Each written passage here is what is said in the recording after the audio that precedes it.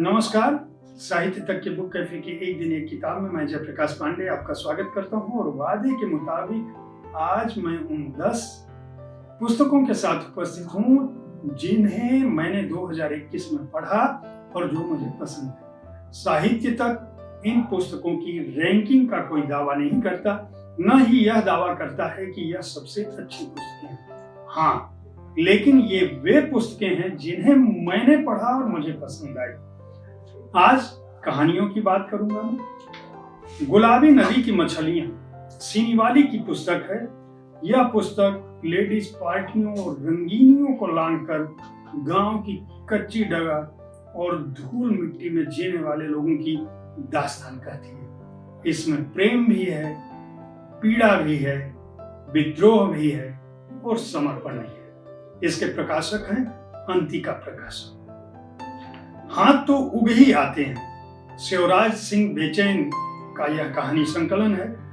देश की सांस्कृतिक बहुलता तथा साहित्यिक विविधता पर भरी इन कहानियों में यह उजागर होता है कि आजादी के इतने सालों बाद भी उपेक्षित और अछूते तबके के त्रासद और दुख भरी स्थितियों में कोई बड़ा बदलाव नहीं हुआ है। इस पुस्तक के प्रकाशक हैं वाणी प्रकाशन।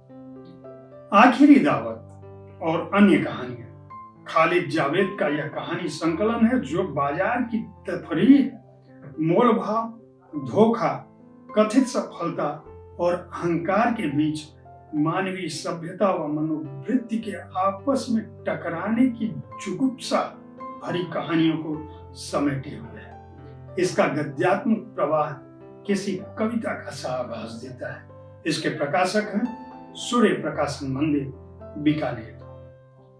पुत्री कामेष्टि सच्चिदानंद जोशी का कहानी संकलन है। यह कहन के अंदाज, विषय वस्तु की दृष्टि से अनूठा रचना संकलन है। इसमें परिवारों के मिश्रित संस्कार और सामाजिक ताने बाने के बीच उच्च मानवीय संबंधों की झलक मिलती है। इस पुस्तक के प्रकाशक हैं सामयिक प्रकाशन। अब पल्लवी आजाद थी।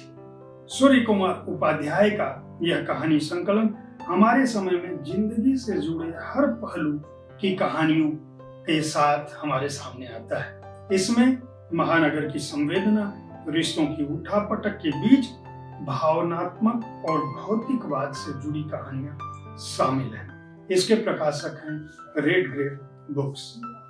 नीला पर्दा कादम्बरी मेहरा का कहानी संकलन है। वह यूरोप में रहती हैं, इसलिए उनकी कहानियां यूरोप की पृष्ठभूमि पर लिखी गई अपराध कथाएं हैं जो रहस्य और रोमांच से भरी हुई। प्रवासी एशियाई समाज का जीवन संघर्ष और उसके साथ यूरोपीय पुलिस की तेजी और उसके काम करने का प्रोफेशनल तरीका भी इस पुस्तक में उजागर होता है। इसके प्रकाशक हैं मनसा पब्लिकेशंस। आको बाको दिव्य प्रकाश दुबे का कहानी संकलन है।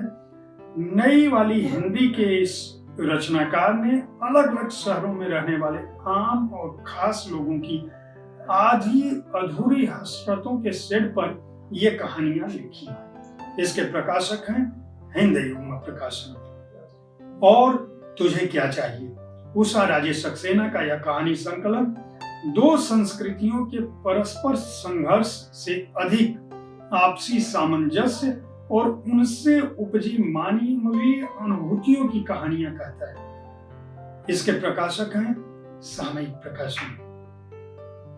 वह लौट आया और अन्य कहानियां श्री एम का कहानी संकलन है। श्री एम आध्यात्मिक गुरु हैं, धार्मिक गुरु हैं, लेकिन उनकी सृजन यात्रा यह बताती है कि भारतीय समाज, इतिहास और पुराण पर उनकी पकड़ वैसी ही है और वे पोंगापंथियों और रूढ़ियों पर आक्रमण करना नहीं भूलते हैं।